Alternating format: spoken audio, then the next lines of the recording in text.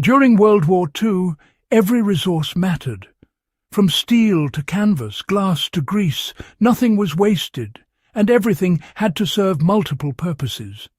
But, one of the most quietly remarkable materials of the entire war wasn't armour, weaponry or explosives. It was thread.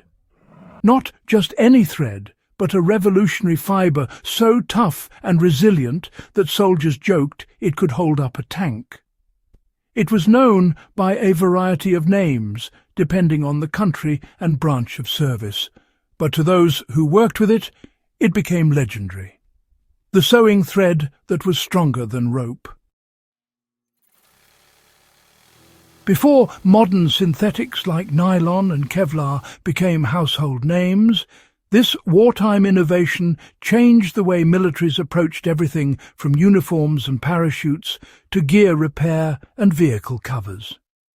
It wasn't glamorous, but without it, many of the field repairs, survival improvisations, and even successful drops behind enemy lines would have been impossible. So today we're diving deep into the story of that secret World War II sewing thread, and why it became one of the most versatile survival tools of the era. By the early 1940s, military engineers faced a serious problem. Cotton thread, which had been the global standard for centuries, couldn't handle the stress of modern warfare. It frayed under moisture, snapped in cold, and rotted quickly when exposed to sweat, salt, or oil. Parachutes ripped open mid-air, tents tore in storms, and vehicle canvas covers disintegrated faster than expected. The Industrial War needed a thread that could survive hellish conditions, something strong, waterproof, and resistant to rot. Enter nylon. Developed by DuPont in the late 1930s, nylon was originally intended to replace silk in stockings. But when war broke out, the United States government seized control of nylon production and redirected it to military use. Nylon quickly proved far stronger than any natural fibre of the time. It didn't rot, resisted mildew, held knots under tension, and stayed flexible even when soaked. Soldiers in the field found that nylon thread could stitch leather, canvas, and even thin sheet metal if doubled or tripled up. While the Allies perfected nylon, the Axis powers were experimenting with their own substitutes. The Germans developed perlon, a polymer fibre similar to nylon, while the Japanese tried using silk mixed with natural resins to achieve extra tensile strength. Yet, among all these, it was nylon thread, woven to military specifications, that earned the reputation of being, stronger than rope. Once nylon thread entered service, its versatility became, legendary. Paratroopers carried small coils of it in their sewing kits, knowing it could patch a torn parachute canopy or secure broken straps. Mechanics used it to tie fuel lines and fasten canvas tarps to truck frames. Sailors on naval vessels found it invaluable for rigging repairs in saltwater environments, where hemp ropes and cotton lines would quickly rot. In the field, soldiers discovered its survival potential extended far beyond sewing. Nylon thread was used to create snares for small game, lash together makeshift stretchers, or even suspend gear across rivers. Resistance fighters and scouts used it to reinforce clothing and boots for long marches through rough terrain. Because it was nearly invisible at a distance and produced little glare, some intelligence operatives used fine nylon filament to create tripwires and alarm systems around campsites. For survivalists today, the same logic applies. A roll of heavy-duty nylon or polyester thread can function as an emergency binding line, capable of replacing fishing line, securing a shelter or repairing gear on the go. By twisting or braiding multiple strands together, you can create a cord strong enough to hold body weight. A trick directly borrowed from wartime field manuals. What made this wartime thread such a breakthrough was its structure. Nylon is a synthetic polyamide. Its long molecular chains form a crystalline pattern that gives it incredible tensile strength.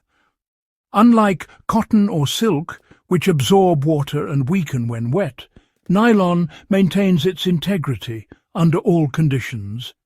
It could stretch under tension without snapping, making it ideal for parachute cords that needed to absorb shock loads upon deployment. Another advantage was durability. While cotton thread decayed in storage, nylon could sit for years without losing strength. That made it invaluable for long-term equipment stockpiles and survival caches. After the war, surplus nylon thread became a prized possession among hunters, campers, and outdoorsmen who recognized its unique balance of lightness and toughness. For anyone interested in practical survival or historical recreation, there are real lessons to take from the wartime use of nylon thread. First, a small coil of high-tensile synthetic thread is worth more than most people realize. If you're building an emergency kit, it can replace multiple tools: rope, fishing line, sewing material, even repair tape. To replicate the wartime setup, use heavy-duty bonded nylon thread, size 69 or 92. It's the same strength class used in military canvas and parachute repairs. Combine it with a strong sewing needle and a bit of beeswax to prevent tangling. You can braid 3 to 5 strands together for a makeshift cord capable of lifting several pounds, or use single strands for fine stitching on boots or leather pouches. Another historical trick worth reviving is coating the thread in melted wax or animal fat. Soldiers did this to waterproof and lubricate the thread, reducing friction and adding rot resistance. In a pinch, even candle wax will do. It's a small step, but it mirrors the kind of ingenuity that defined wartime improvisation. Lastly, remember that nylon's strength depends on proper knots. During the Second World War, soldiers favoured the square knot, clove hitch and surgeon's knot because they gripped tightly without slipping on the smooth surface. Practicing these ensures you can apply this knowledge exactly as it was used in the field. The story of the World War II sewing thread stronger than rope is really a story of adaptation under pressure. It shows how innovation isn't always about building something larger or more powerful. Sometimes it's about refining the smallest details until they can withstand the worst. That one material quietly supported entire armies, keeping parachutes intact, uniforms functional, and soldiers alive when everything else failed. Even decades later, its influence is everywhere, from mountaineering gear to survival cordage and tactical equipment. Every spool of synthetic thread we use today owes its existence to the wartime need for something better, lighter, and tougher than nature could provide.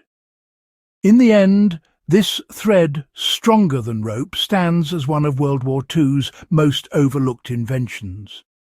It wasn't glamorous, but it held empires together one stitch at a time. Whether you're a historian, a reenactor, or a survivalist, Understanding how and why it worked bridges the gap between past ingenuity and present practicality. If you enjoyed uncovering this forgotten piece of wartime technology and its real-world applications, be sure to subscribe to Relic Logic for more deep dives into the hidden tools, tactics and materials that defined survival and ingenuity during history's most demanding era. And don't forget to share this story, because even the smallest thread in history deserves to be remembered.